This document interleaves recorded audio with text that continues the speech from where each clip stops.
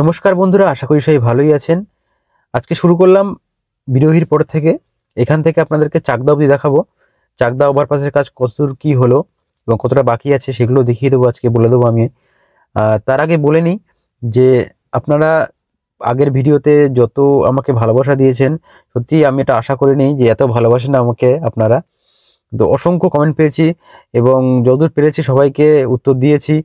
আর রানা ওরা অনেকেই জিজ্ঞেস করছেন যে রানাঘাটের সমস্যাটা কি, রানাঘাট দিয়ে যাওয়া যাবে কি উত্তরবঙ্গের দিকে। তো তার জন্য বলে রানাঘাটের সম্বন্ধে এর পরের ভিডিওতে কিংবা তারপরের ভিডিওতে আমি দিয়ে দেবো, রানাঘাটের সমস্ত আলোচনা করে দেবো রানাঘাটটা। আর আজকে দেখাচ্ছি এই পর্যন্ত, চাকদা পর্যন্ত। আর এই রাস্তাটায় কাজ কমপ্লিট একদম 100%। কিছু কাজ বাকি ছিল মাঝখানে, যেগুলো কমপ্লিট হয়ে গেছে। আজকের ডেটে মার্চ চলছে, মার্চের আজকে 3 তারিখ। তো আজকের ডেটে একদম সব চাকদা অবধি পুরো কমপ্লিট রাস্তা। আপনার রাজবাড়িয়া থেকে একদম চাকদা অবধি পুরো কমপ্লিট রাস্তা। মানে কোনো অসুবিধা হবে না আপনার যেতে, কমপ্লিট বলা যাবে না, মানে কোনো অসুবিধা হবে না আপনার যেতে। আপনাকে বিরোহী ওভারপাসটা দেখিয়েছি আমি। যারা আগের দিনে ভিডিওটি দেখেননি তারা অবশ্যই আমার চ্যানেলে গিয়ে ভিডিওটি দেখতে পারেন।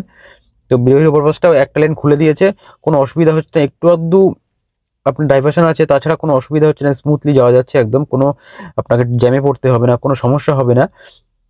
আর সবাই রানাঘাট নিয়ে সমস্যায় ভাবছেন যে রানাঘাটে খুব সমস্যা হচ্ছে, রানাঘাটে খুব সমস্যা হচ্ছে, কিন্তু রানাঘাটে ছোট গাড়ির জন্য কোনো সমস্যা হচ্ছে না। রানাঘাটে ছোট গাড়ি বাঁ দিক দিয়ে একদম সার্ভিস লেন ধরে এগিয়ে যেতে পারবেন, তারা কাছাকাছি পৌঁছে যেতে পারবেন। আপনার লেভেল ক্রসিং এর রেলগেটের কাছাকাছি পৌঁছে যেতে পারবেন। শুধুমাত্র ডালা গাড়ি যেগুলো আছে সেগুলো আপনার মেন লেন, মানে যেটা এক্সপ্রেস লেন, মেন লেন যেটা, তার মধ্যে দিয়ে যাচ্ছে। আর পুলিশগুলোও ছোট গাড়িটা ঢুকিয়ে দিচ্ছে একদম সার্ভিস লেনের মধ্যে। আপনারা একটু আগের থেকে খেয়াল রাখবেন, সার্ভিস লেনটা কোথায় শুরু হচ্ছে। তো সেখান থেকে আপনারা বাদিক নিয়ে নেবেন এবং সার্ভিস লেন ধরে এগিয়ে যাবেন, একদম আপনার রেলগেটের কাছাকাছি চলে যেতে পারবেন। আর খুব বেশি হলে রানাঘাটে আপনাকে যদি খুব সময় বেশি ওয়েস্ট করতে হয়, তাও হলে আপনার 10 থেকে 15 মিনিট আপনাকে সময় নষ্ট করতে হবে, এর বেশি না।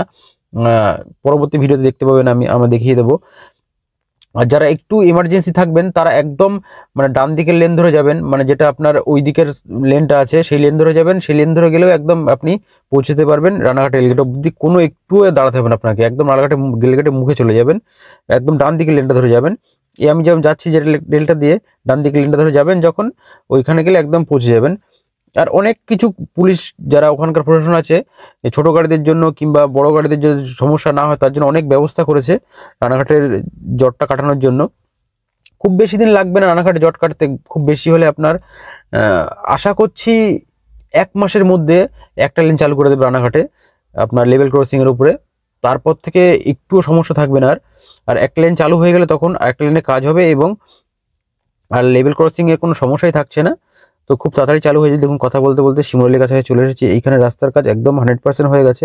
তবে রাস্তায় প্রচুর অ্যাক্সিডেন্টের খবর পাচ্ছি, মানে একদম রানাঘাটের পরে বেশি হচ্ছে, এই দিকটা একটু কম হচ্ছে, যেহেতু এদিকের কাজ একটু আধটু হচ্ছে এখনো, তো একটু স্লো যাচ্ছে। রানাঘাটের পর থেকে একদম রাস্তা কোনো জায়গায় একটু কাজ বাকি নেই, তার জন্য রানাঘাটের পর থেকে বেশি অ্যাক্সিডেন্ট হচ্ছে। আর অ্যাক্সিডেন্ট হচ্ছে মানুষের ভুলের জন্য, সবাই উল্টো লেন ব্যবহার করছে একটু শর্ট যাওয়ার জন্য।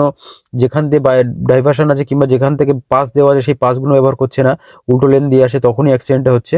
তো এইগুলোকে, নতুন এই লেনটা হয়েছে, নতুন এই রাস্তাটা হয়েছে, হয়তো মানুষের কিছু এক্সপিরিয়েন্স নেই, মানুষ ঠেকে শেখে, কথায় বলে মানুষ ঠেকে শেখে। যখন এত বড় অ্যাক্সিডেন্ট হবে দেখবে, তখন হয়তো এগুলোকে অ্যাভয়েড করে বাদ দেবে। এই উল্টো দিক থেকে আসা, একটুখানি ঘুরে আসার থেকে রিস্ক নিয়ে শর্টকাটে যাওয়া, এই শর্টকাটে যেতে গিয়ে বিপদটা হচ্ছে সব জায়গায়। শিমুরালি চৌমাথাটা পার হয়ে গেলাম, শিমুরালি চৌমাথাটাও একদম এই কাজ কমপ্লিট। দেখুন কোনো জায়গায় কোনো একটু কাজ বাকি নেই। এইখানে মানে যেখানে যেখানে আপনার সার্ভিস লেন হয়েছে সেইখানে আপনার আপনার লাগানো হয়েছে, ক্র্যাশ ব্যারিয়ার লাগানো হয়েছে। আর যেখানে সার্ভিস লেন নেই সেখানে কোনো ক্র্যাশ ব্যারিয়ার নেই, সেখানে আপনার ডিভাইডার আছে এবং তার মধ্যে প্ল্যান্টেশন হয়েছে এই রাস্তায়। এক্সপ্রেস লেনের মধ্যে আপনার টোটো গাড়িগুলো উঠে যাচ্ছে, এখানে সার্ভিস লেন আছে, সেই সব সার্ভিস লেন তারা ব্যবহার করছে না। এই সবগুলোর জন্যই অ্যাক্সিডেন্টটা হচ্ছে। আর এটা যেহেতু ন্যাশনাল হাইওয়ে, তো ন্যাশনাল হাইওয়েতে কোনো স্পিড ব্রেকার দেওয়ার নিয়ম নেই। নিয়ম ছাড়াই অনেক কিছু হয় ওয়েস্ট বেঙ্গলে, কিন্তু অরিজিনাল যেটা এনএচএআই নিয়মে আছে, কিন্তু ন্যাশনাল হাইওয়ের উপরে কোনো আপনার স্পিড ব্রেকার থাকে না। হয়তো আজ থেকে 2 বছর পরে যখন অ্যাক্সিডেন্ট আরও বাড়বে, তখন হয়তো স্পিড ব্রেকার এসে যাবে, তখন আপনাকে সবাইকে স্লো যেতে হবে। সেটা দেখা যাক কি হয় কতদূর। আর অনেক দূরই চলে এসেছি কথা বলতে বলতে। আর আপনারা আমাকে অনেক সাপোর্ট করেছেন, আমাকে অনেক কমেন্ট পেয়েছি আমি, তার জন্য আর একবার বলছি আমি সত্যি সবাইকে আন্তরিকভাবে আমার ধন্যবাদ। আপনারা আমাকে এত ভালোবাসতেন আমি বুঝতেও পারিনি। ভাবছিলাম ইউটিউব কুইট করে দেবো, করবো না আর, একটা পার্সোনাল সমস্যার জন্য। তো যাই হোক, আবার নতুন করে ভিডিও শুরু করলাম, দেখা যাক আপনারা কি রেসপন্স করেন। এই দেখুন প্ল্যান্টেশন হয়েছে কিন্তু গাছ একটা মরেনি, গাছগুলো খুব সুন্দর গাছ আছে, সব ফুলের গাছ লাগানো আছে।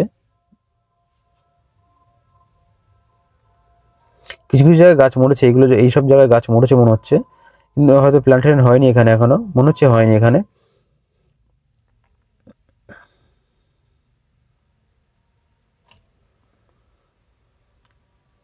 এই দেখুন এখানে কেটে নিয়েছে ডিভাইডারটা কেটে নিয়েছে, নিয়ে ওখান দিয়ে সাইকেল বাইক পার্ক হচ্ছে। এগুলো তো খুব বিপজ্জনক ব্যাপার হতে পারে না?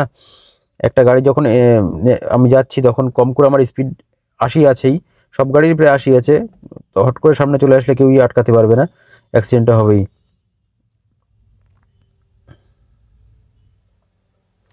এই সামনে যে মোড়টা আছে এইখানটায় যখন সিঙ্গেল লেন ছিল তখন এই রাস্তার এই জায়গাটায় মানে ডেলি অ্যাক্সিডেন্ট হতো এই মোড়টায়, মানে এত পরিমাণ অ্যাক্সিডেন্ট হতো। এখানে একটা অ্যাম্বুলেন্স সবসময় থাকতো দাঁড়িয়ে, এখানটায় অ্যাক্সিডেন্ট হবে, এখান থেকে পেশেন্ট নিয়ে যাওয়ার জন্য, এরকম একটা সিচুয়েশন হয়ে গেছিলো এইখানটায়। তো আজকের ডেটে এই 4 লেন হওয়ার পর থেকে সেই সমস্যাটা এখনও, এই জায়গাটায় যে অ্যাক্সিডেন্টটা সেটা বন্ধ হয়েছে, এই অ্যাক্সিডেন্টটা হয় না, অনেকটাই মানে হয়ে গেছে। 5 পোতা পার করলাম, এটা সামনে আসছে চাকদার আগে সিংহের বাগান। এইখানটা এই মোড়টা এই ব্যাগটা হচ্ছে অ্যাক্সিডেন্টটা হতো, প্রচুর পরিমাণ অ্যাক্সিডেন্ট হতো, ডেলি একটা অ্যাক্সিডেন্ট হতো, এরকম একটা ব্যাপার। এখানে অ্যাম্বুলেন্স রাখা থাকতো, এত পরিমাণ অ্যাক্সিডেন্ট হতো এইখানে। এখন এইখান থেকেই আবার সার্ভিস লাইন চালু হয়ে গেল, যেহেতু সামনে একটা বড় শহর আসছে। ওই দেখুন সামনের থেকে আমার দেখা যাবে একদম বাঁ দিকে সার্ভিস লাইন চালু হয়ে যাবে।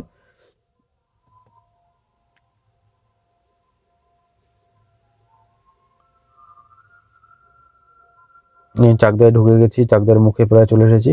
চাকদার যে ওভারপাসটা হচ্ছে সেটা সম্ভবত একটা লেন চালু করে দেবে খুব শীঘ্রই, মানে প্রত্যেকটার কাজ শেষ করতে পারবে না, যেহেতু দেখুন ওই লেন দিয়ে গাড়ি আসছে, এই চাকদার যে ওভারপাসটা সে ওই পাশটায় যেটা আসার লেন সেই লেনটার মধ্যে রাস্তাটা আছে যেখান থেকে গাড়িগুলো আসছে, ওটাকে দুটো একসঙ্গে চালু করতে পারবে না, এরকম একটা ব্যাপার।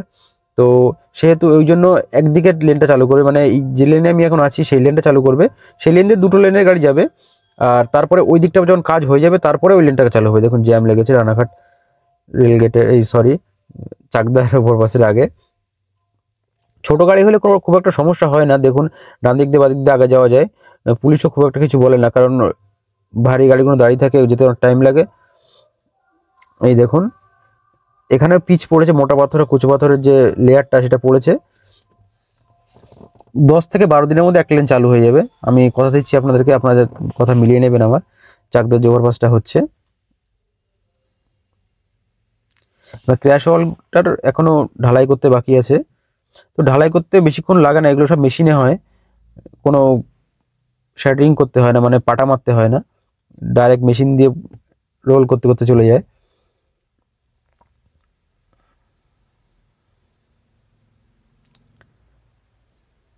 এই দেখুন পিচের সব মেশিনপত্র, যে পিচ ঢালাই করে যে মেশিনপত্র সেগুলো সব উপরে আছে, ওটা দিয়ে পিচ হবে। ওই দেখুন দেখা যাচ্ছে উপরে কাজ হচ্ছে, ওই দেখুন পিচের মেশিন, পিচ ঢালাই যে মেশিনটা সেই মেশিনটা, এখানে আবার রোলারও রয়েছে, এখানে রোলিং করছে, প্রেস করছে এটার বলে। এই দেখুন চাকদা চৌমাথা এসে গেছি, চাকদা চৌমাথাটা অনেকটা চওড়া করা হয়েছে, মানে দুটো লেন রাখা হয়েছে আপনার ওভারপাসের নিচে, যাতে সুবিধা হয় একদিকের গাড়ি ওদিকের গাড়ি এদিকের গাড়ি যাওয়ার জন্য। এইখানটায় কিছু অল্প একটু ক্র্যাশ ওয়াল বসাতে বাকি আছে, সেটার কাজ চলছে।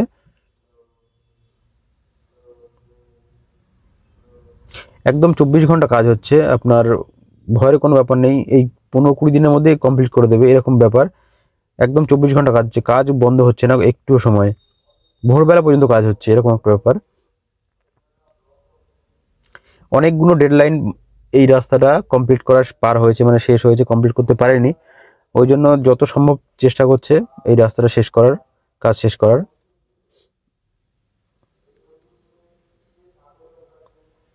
রানাঘাট চাকদা চৌমাথা, বারবার রানাঘাট বলে ফেলছি, চাকদা চৌমাথা এসে কি চৌমাথা বলা যায়, এখন চৌমাথা বলে কিছু নেই।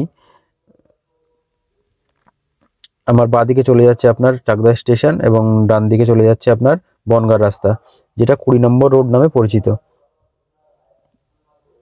যেটা পুরো পেট্রাপোল বর্ডার পর্যন্ত যাচ্ছে এই 20 নম্বর রোড। এটা state highway Chakdaha Bangaon road. এটা কিছু জায়গায় 4 লেন করা হয়েছে, কিছু জায়গায় 6 লেন করা হয়েছে। যেখানে জায়গা পেয়েছে মানে জমি পেয়েছে সেখানে 4 লেন হয়েছে, যেখানে জমি পায়নি কাউকে উচ্ছেদ করেনি। যে পলিসি আছে, আমি আপনাদেরকে একদিন আলোচনা করেছিলাম যে স্টেট গভর্নমেন্টের আমাদের পলিসি হচ্ছে কাউকে উচ্ছেদ করবে না। কতদূর কাউকে কারোর ভালো লাগে, কারোর ভালো লাগে না পলিসিটা, কিন্তু স্টেট গভর্নমেন্টের পলিসি হচ্ছে কাউকে উচ্ছেদ করবে না, না উচ্ছেদ করে যেটুকু পাওয়া যেটুকু করা যায় সেটুকু করবে, এরকম একটা ব্যাপার। তো চাকদা থেকে বনগাঁ অব্দি যে কটা বাজার আছে, বড় বাজার, সেসব জায়গায় সব 2 লেন আছে, মানে সিঙ্গেল লেন আছে, আর বাকি জায়গায় সব 4 লেন আছে। এইটুকু সমস্যা।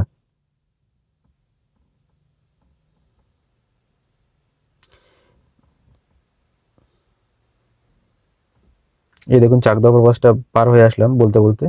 এই মাথাটায় একদম আমার ডান দিকে যে লেনটা আছে সেই লেনটার মুখের কাছে দিয়ে ওই লেনের গাড়িগুলো যাচ্ছে, ওই জন্য ওই লেনটা আগে আগে হচ্ছে এই একটা লেন চালু করবে, একদম আমার বাঁদিকের লেনটা, প্রথম ডান দিকের লেনটা, এই লেনটা, তারপরে ওই লেনটা কাজ কমপ্লিট হওয়ার পরে তারপরে এই দুটো লেন একসঙ্গে চালু করবে, এরকম একটা হবে সিচুয়েশন। তো আজকের ভিডিও আমি এই পর্যন্তই রাখবো, এই চাকদা ওভারপাস অবধি। এরপর থেকে আমি রানাঘাটের সম্বন্ধে পুরো ডিটেলস আপডেট করে দেবো পরবর্তী ভিডিওতে, দেখবেন। আর অবশ্যই কমেন্ট করবেন ভিডিওটি কেমন লাগলো। ভিডিও দেখার জন্য ধন্যবাদ, থ্যাংক ইউ সো মাচ।